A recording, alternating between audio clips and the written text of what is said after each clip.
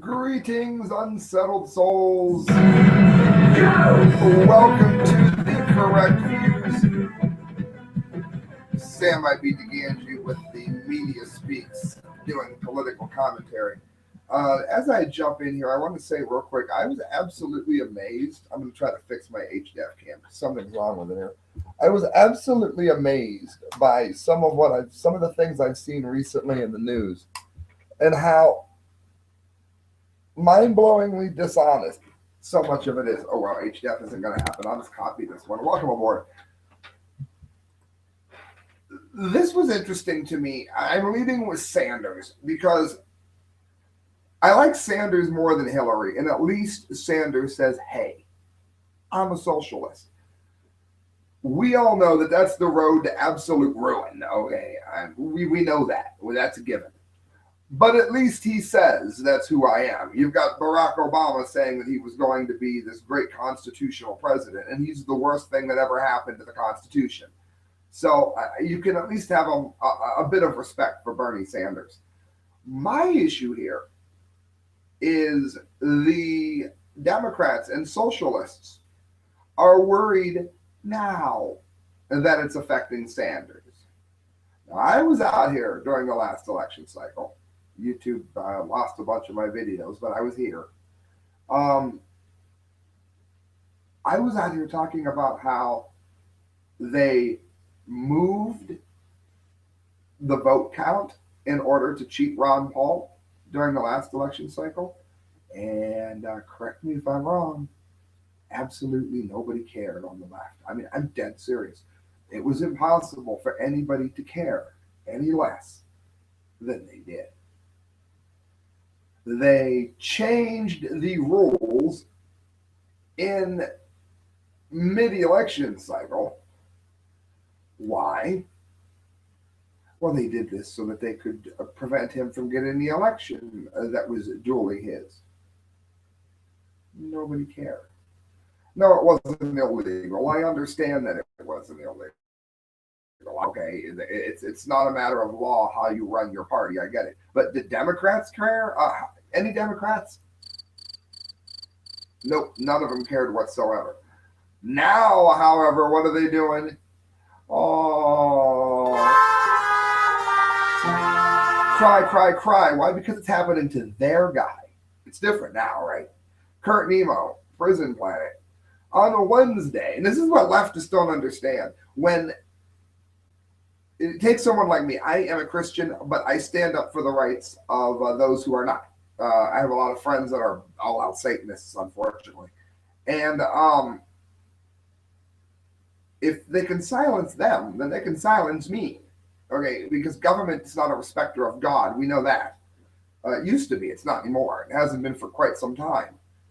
So what leftists don't understand is when Ron Paul gets cheated, they cheer.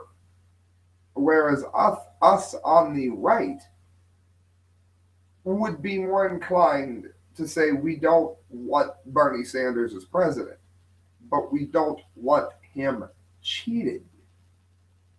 It's the big issue here. On Wednesday, the Bernie Sanders campaign said that it was concerned software giant Microsoft will tamper with caucus election vote tallies in Iowa next week. Microsoft has partnered with both establishment parties and will provide a mobile enabled cloud based platform that will facilitate accuracy and efficiency on the reporting process.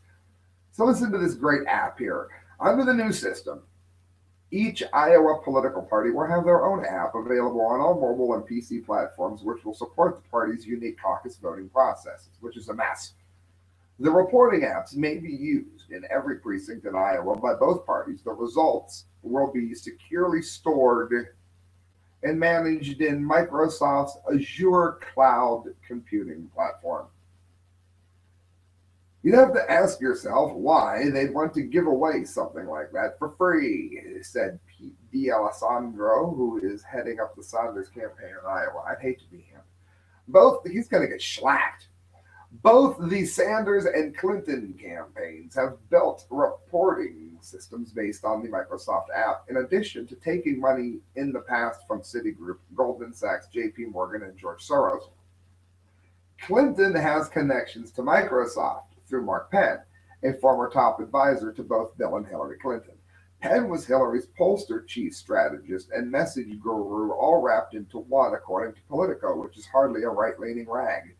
In 2012, he was named corporate vice president for strategic and special projects at Microsoft. Penn was behind Microsoft's award-winning Super Bowl 2014 ad Empowering Us All, and the corporation celebrate the heroic woman in 2013. So I don't agree that every time you meet someone, it's a link to them.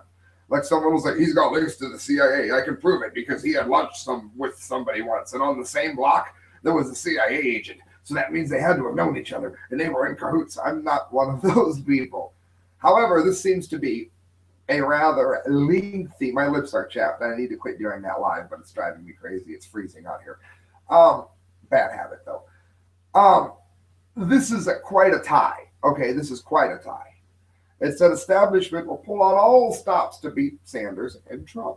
Now, again, there are Sanders supporters that would cheer Trump getting cheated, but I bet you there are more Trump supporters that would be very upset if Sanders was to be actually cheated. It said the establishment is in disarray over president campaigns of Sanders and Trump. With ever-growing hysteria, the establishment is begging, cajoling, and warning American voters not to elect a rogue president from the left or right, neither Donald Trump nor Bernie Sanders, but to accept instead one of the sane mainstream options. Yet the unspoken truth is that the American establishment has been off its rocker for decades, writes Robert Perry. Listen to this. The establishment's derailment of the Ron Paul campaign demonstrates that it will take drastic measures to distort primary results. Going into Iowa, this isn't opinion, this is fact. Going into Iowa, Ron Paul held a lead over other Republican candidates. In response, the Iowa GOP changed the final vote count to a secret location. That doesn't seem fishy.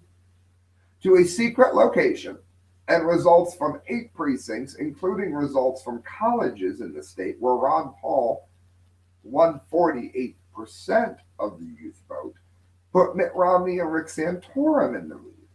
Rule changes and similar tactics were used in the early primary states of Nevada and Florida to defeat Ron Paul. He was cheated by his own party. But now that it could quite easily happen to to Sanders, then now everybody is in an uproar. But where were you when it was happening to us? Do we have anybody with any reason at all that remembers how the left didn't care at all? I guess it's happening to your guy now. It's not very much fun, is it? Paul Joseph Watson prison plan, and not everybody on the left was like that. A shout out to Giselle, who is unfortunately a Sanders supporter, but she also liked Ron Paul, and she was not happy when he got cheated. So not all Sanders supporters are like that, but I find it to be very common. Paul Joseph Watson prison planet, Germany migrant stab father, chase him and the baby into a freezing pond. I'm going to show you something. Let me see if I can get to it quickly. I'll show it to you. I hate that autoplay. Let me go here to my my videos. You can see it here on FactCam. Go into my videos here. Let's see. The migrants in Europe weren't going to be a problem. It's a fluke that I had to cover an Islamic rape on the 27th. It's a fluke that I had to cover them raping a boy on the 22nd. It's a fluke that I had to cover them raping someone on the 14th. You realize this is like an everyday occurrence now. Every day is a new rape, robbery, victim story out of this mess that is in Europe. Why? Because they didn't vet anyone. They just let them in. And people love to say, well, Sam, America was built from Ellis Island. Yes, it was. And you stayed at Ellis Island for like a month. Do you know that? They made sure you didn't have certain diseases that were going to wipe out all of Manhattan, because they couldn't let anything happen to Rockefeller. He had to build the destruction of our country. But I digress. They couldn't let you into Manhattan unvetted. They had to know who you were, what you were there for, where you were from, blah, blah, blah. You were there for like a month at Ellis Island. They did not let you in and then march you into downtown New York, welcome to America. That had never happened. They also used to hand out educational material on how to become an American, as opposed to coming here not knowing who you are so that you can behead an American or rape an American. Well, it's happening all over freaking Germany. Migrants in Germany stabbed a father who was out walking with his baby and then crashed the pair into a freezing pond as rescuers were forced to revive the infant from the brink of death. The incident occurred in the city of Hamburg on Monday night. The 24-year-old father was walking near the, I'm going to butcher this, Lumule Pond around 10:30 p.m. when he was confronted by two dark-haired men speaking a foreign language. The attackers, it says, demanded that the father hand over his money and phone. Protesting that he didn't have either, the father was then viciously stabbed by the attackers as he attempted to flee with his daughter.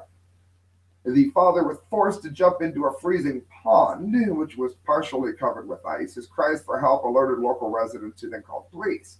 It goes on, rescuers pulled the pair from the lake to shore and had to revive the baby, which was subsequently taken to the Uni Hospital Eppendorf intensive care unit. The father suffered hypothermia and multiple stab wounds. Who knows if the baby will ever be okay? You have no idea. You'll never read about how its brain developed or didn't develop, or if it was okay. It'll just vanish. The attackers are described as two men about 30 years old. One of them was 170 to 175 centimeters tall, has dark hair, spoke an unknown language, and was wearing dark hooded jacket with a fur trim. Well, I guarantee he was probably Oriental. He was a Buddhist. I guarantee that. I bet you that's what it was. Now, maybe he was a Hindu man. He probably had a dot on his head, and one day, holy cow, he just went nuts. I mean, why do I think that wasn't the case? So what am I saying? Should we penalize all of the migrants because of the actions of a few? No. However, they need to be kept somewhere, like we did on Ellis Island, until we know who they are. They're killing each other in their own safe havens. They have buildings. They just murdered a woman in Sweden who was taking care of them. Some nutcase freaked out and killed her because he wasn't allowed to have candy. This is a bad idea, friends. Also, remember, there is a large chunk of Syria, a huge chunk of Syria, that is under UN control. Why are they not being sent to that part of Syria? And then after this blows over, they can go to the other part of Syria. Because I highly doubt, even though it's going to be a nightmare, I highly doubt that ISIS is going to win this war. So, I mean, this what we're doing is a road to death. And I say we because you know damn well it's coming to America. This was also bothersome. Somewhere along the same lines as you get your little mini ISIS refugee update. PJ Dub, former Grand Mosque Imam ISIS shares the same beliefs as us. The trouble with this is one of the men who are usually known for speaking about how there is good Islam. The guy that is speaking for good, if I was good Islam, and I do know it exists, I would be like weeping right now. This was like the Jim Baker scandal for Christians. Sheikh Abdallah al-Kambani, former Imam of the Grand Mosque in Mecca, Mecca where they had millions of tents that are there and used only once a year during the Hajj, and yet offered no refugees any place to stay in them at all, even though they're air-cooled. Yeah, that Mecca. Admitted during a television, thanks Saudi Arabia, admitted during a television appearance that ISIS merely shares the same beliefs as all Muslims who embrace what is contained in the Quran. Asked if the emergence of ISIS was the result of Islamic revivalism, the Saudi cleric responded, "There's no doubt about this, no doubt. Dismissing the claim that ISIS was created by intelligence agencies, al-Kobani goes to assert Daesh, which is ISIS, had adopted the Salafist thought. They draw their ideas from what is written in our books, from our own principles. Well, that makes me feel great. The cleric goes on to suggest that many Muslims agree with the Salafist philosophy behind ISIS. I'm feeling better still. And that the only disagreement is with the way in which the philosophy is acted out in public perspective. Oh, I see. So if I were to remove your head from your shoulders, it's okay. But if I were to cut your head off, it is not okay. Gotcha.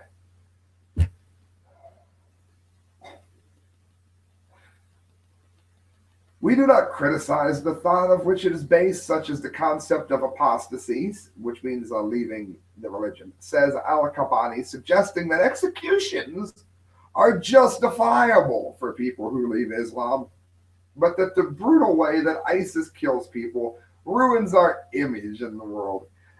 If only they would kill people nicely. If we execute them in a way that does not show us in a bad light, then that's fine, he adds. Friends, this was the voice of moderate Islam 2 weeks ago. If we execute them in a way that does not show us in a bad light, then it's fine. Could I easily promote the insertion of this blade into your body? Because I wouldn't want to stab you. It might give Islam a bad name. Oh my God. Steve Lawson, parents furious after school changes the word God to Allah in Christian hymn. I was going to give this the Dundee of the day, but I've got too many Dundies. I'm swarmed. You can even tell when she's written it over here on FactCam.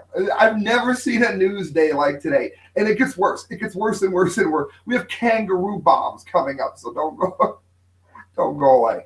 Parents of 10-year-old children at a school in Austria are reportedly fuming after teachers assigned homework to learn words to the Christian hymn, except they substituted the word God for the word Allah. Austria's largest newspaper, Kronenzeitung, reports that school officials claim to have made the change to the words of the song Gottes Liebe ist so wunderbar, God's love is so wonderful, to Allah's Liebe ist so wunderbar, in order to not offend Muslim children in the class. Now, I can bend far enough here to say, okay, you do a Muslim song and you do a Christian song. Now, I'm not somebody that thinks both religions are equal, because I don't, but I think both need to be equally respected, or we're all going to end up cutting each other's heads off. You don't change the song. You don't make somebody sing the damn thing either, but you don't change the song. The newspaper reports that an angry father registered a complaint to the Austrian schools in Inspectorate. I'm so good at foreign languages, saying that it is unacceptable to change the wording to Christian hymns. The teacher and the principal of the school are being questioned regarding the incident. Supposedly, they were giving Muslim children one version and Christian children the other. Now, the reason I was going to give it the Dundee of the day is, and I have a degree that's based in music theory, but you don't have to be particularly great at music to follow me here. Even if they had done this right, if half of the children are singing Gott, which is God, in German, and the other half are singing Allah, the two are not going to sound good when sung anyway. I'm a big fan of the song Nizarlu. I really am. But you know what? You don't change the word Allah. It's ridiculous. Friends, I've got a few stories to get to yet. I want to give a shout out to stickerjunkie.com. They do amazing stickers, like those stickers. And you're going to want your stickers done. I lost my other one. You're going to want them to look just as amazing. And they will if you go to Sticker Junkie. When you do your checkout, make sure you type in the correct views, or just correct views. I don't know what she has it under. But when you do, you're going to get your stickers at a bigger discount because you talked about the correct views. And they are a supporter of the show, and we are proudly a supporter of that. And that, friends, brings us to the Daily Caller. This goes out to Dana2 or Dana2. He's this ridiculously rude person that I ran into on a comment line. And I showed him ClimateGate. He didn't believe anything in it. He blamed ClimateGate for exposing the emails instead of looking at what the emails said. He tried to imply that Lord Monckton was paid. He tried to imply, I think, I can't think of his name on the tip of my tongue. It's the article I commented on too, which is even funnier. I think it was Spencer. That doctor of climatology, or I think he was actually atmospheric studies, if I'm not mistaken. He was wrong. He said that NASA was wrong.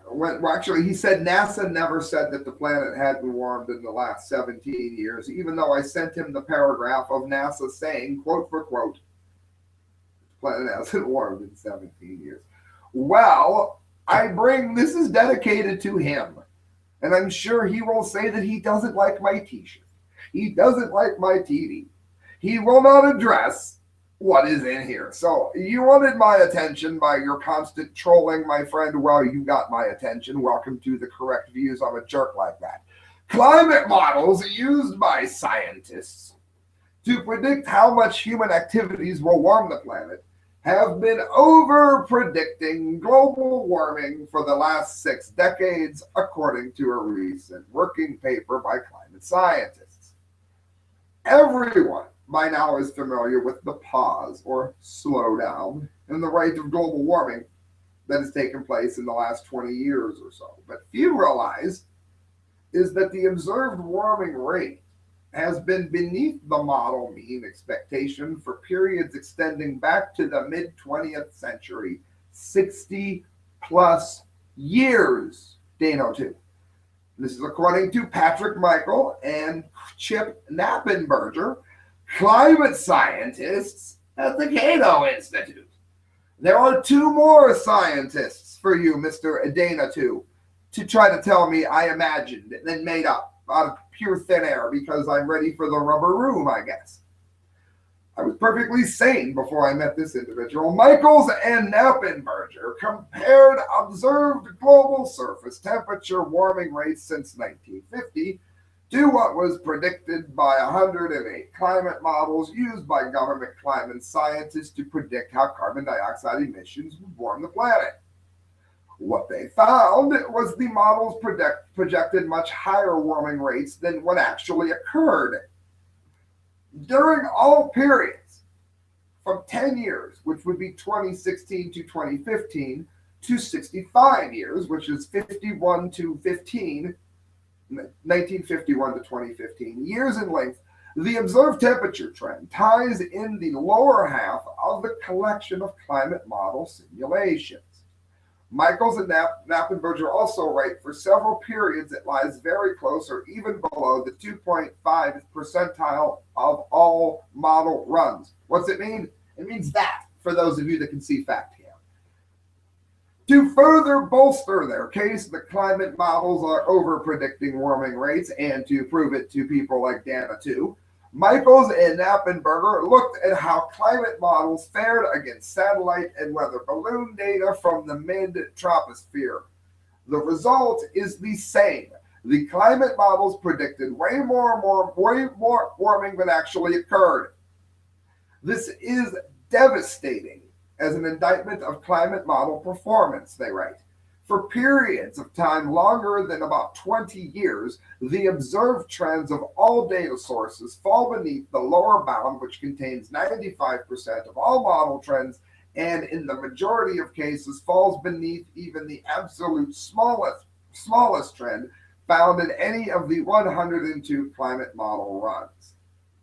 It goes on. The amount of that over-prediction comports well with the growing body of scientific findings and growing understanding that the sensitivity of the Earth temperature to rising atmospheric greenhouse gas levels lies towards and yet within the low end of the mainstream assessed likely range. In other words, nothing. There's nothing going on. It's a really wordy way of saying that. Satellite temperatures, which measure the lowest few miles of the Earth's atmosphere, show there's been no significant global warming for the past 2 decades. That would be 20 years. Click the link if you think I'm making it up. I'm just commenting on it. I am a commentator. I am not the one who wrote it. This is despite rapidly rising carbon dioxide levels in the atmosphere. No significant global warming for the last 2 decades. The so-called hiatus in warming, which is on pause, in warming has sparked an intense debate among climate scientists that would be more than one Dana tube over what's caused warming to disappear. Dozens of theories have been put forward as to why global warming has stalled, but no one has cracked this case. Michaels and Knappenberger, however, suggest the hiatus in the previous decades of overblown temperature prediction point to a huge flaw in climate science. The climate isn't as sensitive to CO2 as previously thought. The Cato Institute argues climate sensitivity estimates are too high and are causing climate models to over-predict how much warming will happen with increases in greenhouse gas emissions. Climate sensitivity refers to how much warming could occur with a doubling of atmospheric greenhouse gas concentrations. Lastly, Dana 2. Climate scientists typically put climate sensitivity at 3 degrees Celsius, but a slew of new studies suggest that that too is way too high, an estimate based on how much warming has been observed in recent decades. One estimate put together by UK-based Global Warming Policy Foundation, yet another source, that's like my 10th, last year found climate sensitivity to be as low as 1.75 degrees Celsius, almost half of what mainstream climate models use. And I hope that that is finally put to rest as we go to the dummies of the day. Dummies. We have more than one. Why? Because I have been swarmed with the dummies. Swarmed as like a biblical locust kind of swarmed. I've never seen anything like it, and I will never, ever, ever be able to get to all these dummies for the Dunce Cap of the Month award. I did 3 last time, and I'm doing 1. Where do we even begin? Sputnik. If I could afford to send Dunce Caps to other countries, I immediately texted my friend in California and told her that no matter what she was doing today, she had to drop everything she was doing and read this article, and I don't think she did, and she should have. Australian teen planted suicide kangaroo attack on Melbourne police. I should have saved the other article. It's actually even funnier if you go to the English. I forget the name of their paper, but it's even funnier. According to the Australian Broadcasting Corporation, Sevdet Ramadan Bisim, who will face a court on February 3rd, a kangaroo court perhaps, I had to, was arrested on April 2015 for plotting to behead a law enforcement officer in Melbourne on Anzac Day, including via engaging in communication with a person overseas when the possibility of a kangaroo attack was mentioned. He actually says, I would love to do a kangaroo attack. The conversation continues with Beeson detailing what he did today, and they have a general discussion around animals and wildlife in Australia, including a suggestion that a kangaroo could be packed with C4 explosive, painted with the ISIS symbol, and set loose on police officers. The court documents containing telegram communications of the accused read cited by the media. People tend to run from kangaroos. The mean bastards kick. If it's a tourist, if it wasn't a police officer, A tourist might be dumb enough to do it if you strapped him to a koala bear. Because us in the West think that they're nice. They're not nice. They're vicious. But you could probably get some idiot to get an exploding koala bear. I could believe that. But no, you get the dumbity of the day if you try this. This reminds me of the scorpion bomb. Look up correct view scorpion bomb. ISIS was chucking scorpion bombs into cities when they were first taking them over. That must have been terrifying to anybody that didn't own a boot, I guess. On April 25th, known as Anzac Day, Australian and New Zealand soldiers who died during the World War I, idiot, were commemorated. So basically, he was going to stuff the kangaroo full of C4.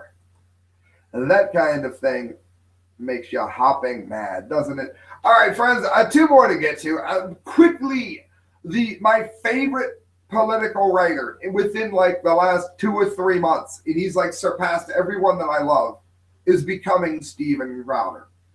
This man is probably the best writer of journalism that I have seen. I'm sorry, PJ Dub. I'm sorry, Green. I love this guy. And he gave me 2 dummies. I'm so proud of him. Rape culture, real rape culture. Guess who Cologne Imam blames for sexual assaults? Oh, I bet you what he says is, man, I know. It's the radicals, right? That's what he said. No, it's not.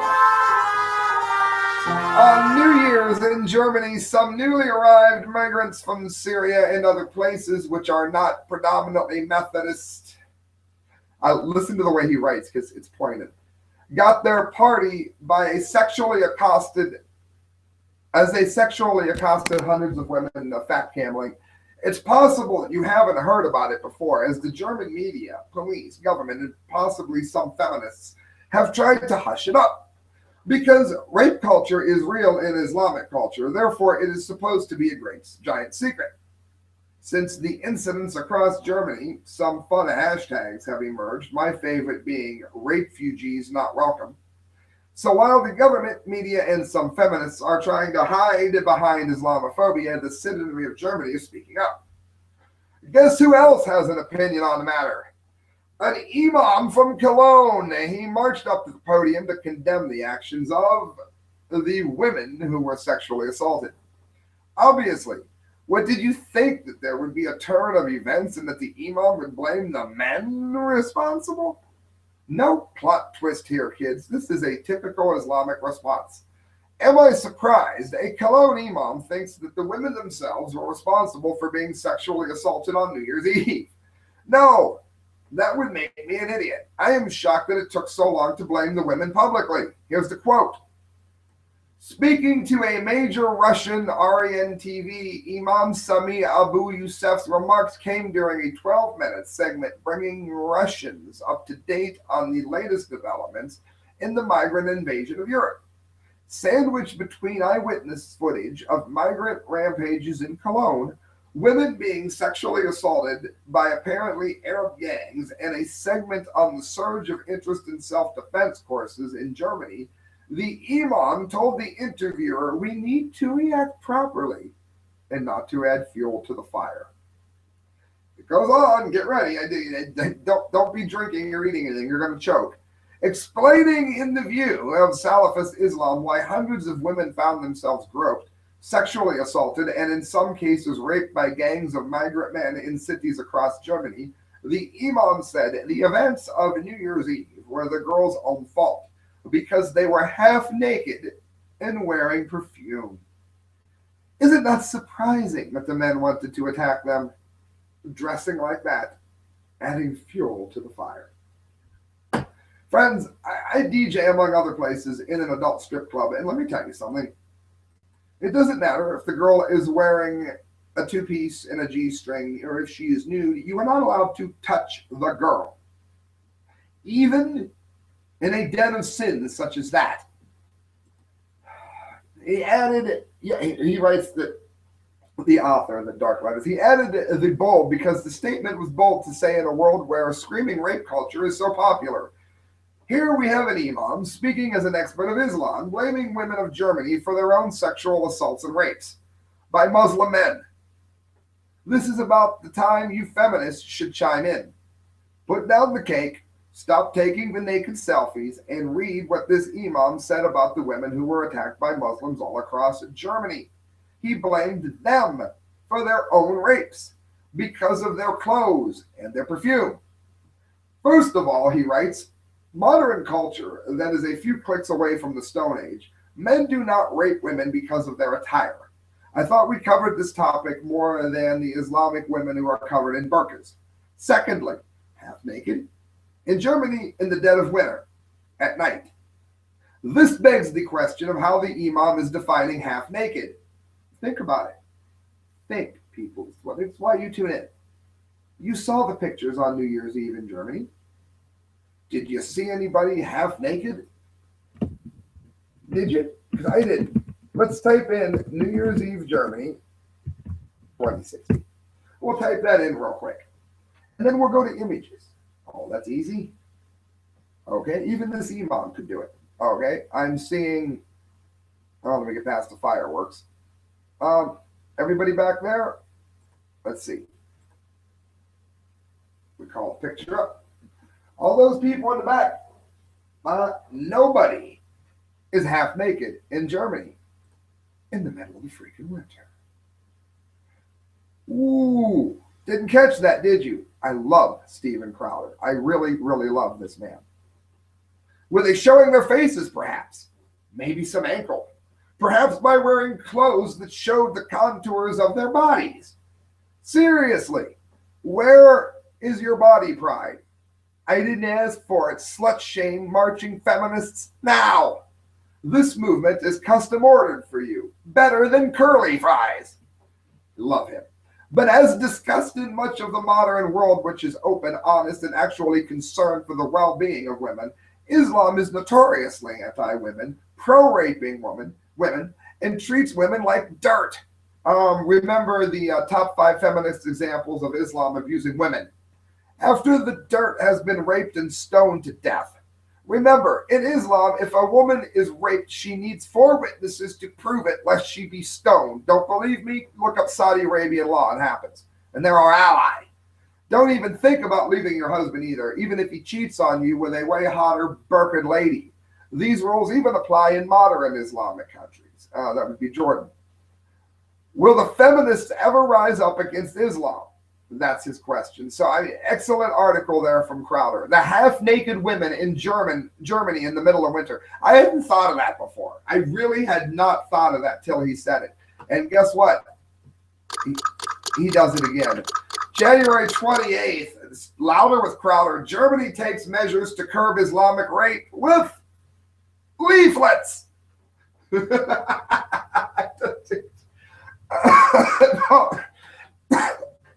If only I sent dunce caps overseas. The last time that there was a festival in Cologne, it was New Year's Eve. Now, when I say the carnival, it's the name of this big party that goes on there. Amongst the fireworks and Yuletide feelings, 8,000 women, who apparently were asking for it, as we just covered, there's also a link to it, were sexually assaulted by Muslim refugees. Hey, the festive spirit was moving them too. It was just in different ways. Some Western men and women share a kiss. Maybe in Islam, you just rape a little bit. It's cultural, you racist. Try to understand. Plus, some of these women were half naked, as in the men could perhaps see their faces. Burqas are making a ton more sense now, aren't they, ladies? Well, I love this man. Well, officials in Germany made excuses for why they couldn't stop the real war on women, conducted via migrants who were welcomed with cheer months earlier, and the police tried throwing a burqa over the scandal. There's links all over this. Thanks to his nifty thing called the internet, a lot of women, he writes, have aired their grievances with not only their governments, but against Islamic men. The solution to the migrant rape culture, you might ask, you're going to love this, a leaflet campaign. telling Muslim migrants to say no to the rape. So we have the rape standing here. The rape, no, I will not do you, rape. Say no to the rape. He writes, I'm as serious as herpes. Officials in Germany are handing out flyers explaining to the refugees how to properly behave themselves. This is like the Jehovah's Witnesses at the Hall of Fame parade. This is insane. Cologne and Bonn Carnival organizers have begun handing out rules for refugees for next week's jollity, with warnings about women, alcohol, and urinating in public. Well, I'm guilty of the latter. I'm not going to lie. I might have had a drink or two in my life. I didn't rape anybody on New Year's Eve. The cities are on the edge after mass sexual assaults by immigrants against hundreds of women on New Year's Eve in Cologne. That would be hundreds of women. The number of complaints resulting from the frenzy in and around the main station now stands at 820. That would be 820 women who asked to be raped as they stood half nude in their winter coats. Carnival is, if anything, even bigger than New Year's in Rhineland, and the cities like Bonn, Cologne, and Dusseldorf, remember Daisy does Dusseldorf, go crazy in a week-long celebration of parades, parties, dances, and feats. Okay, so if you're bothered by Islamophobia, or if you scream racist every time someone who is not white, Christian, or male is criticized, I'm issuing a massive trigger warning. Get to a free, safe space, preferably far away from a Muslim man so that you don't get stoned or raped, and tell me when you're there. I have to read this. I saw this today, and I was in my DJ booth laughing to the point of insanity by myself. Good.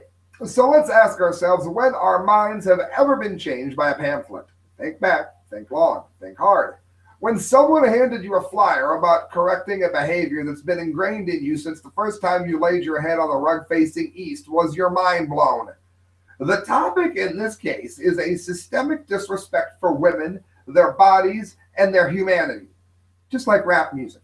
Sure, this is a difficult mental exercise, for despite the feminists railing about rape culture here in the US, which it doesn't even exist, unless of course in rap music, perhaps that is why the people in Germany are at such a loss. I can see it now. They're all sitting around a giant table after having formed a committee of people for the cultural appropriation of Muslim rapists, nomming on their coffee and schnitzel. Someone has the epiphany and says, leaflets! Kind of like those, in case the plane crashes, here's how not to drown in the water should you survive the impact pamphlet that is put right behind the barf bag. Don't know about you, but I find those super useful in case of an epic tragedy. Keep your face free of all emotions. Use the seat as a flotation device. Don't bleed out and get eaten by a shark. Same applies for the Don't Rape Women pamphlet. In case you see a woman's face, her hand, maybe even her ankle, keep your face free of all emotion. Use your jacket pockets as restraining devices and do not rape nor pillage her. Look, in all seriousness, if you have to tell men not to rape because it's just a little passe, you have a big problem. Especially if you also have to tell them not to act like dogs by urinating wherever they darn well feel like it. Hey, don't call me racist. I told you to get into your safe spot. It's not my fault that you came out and got peed on by reality. Beautiful article. Absolutely beautiful article. And friends, I work in the strip club quite often. And I don't care if the girl is somebody that I have worked with for 6 or 7 years. I don't care if I have jokingly grabbed her boob, and yes, I'm married, yes, I'm allowed to do that. If I jokingly grabbed her boob 100 times, no point would I ever presume that it's okay to do that without asking. This is from somebody who works in a strip club, okay? So don't tell me they don't know any better. They know better. And friends, that's the correct view. Please do me a favor. Please donate to the show if you can, because every penny you give me goes towards a better show. I got lights. I've got computers. I've got cables to hook the TV up. I got the TV. I got hours of prep time, and you help me pay for all of it. And I appreciate it, friends. Good night. God bless.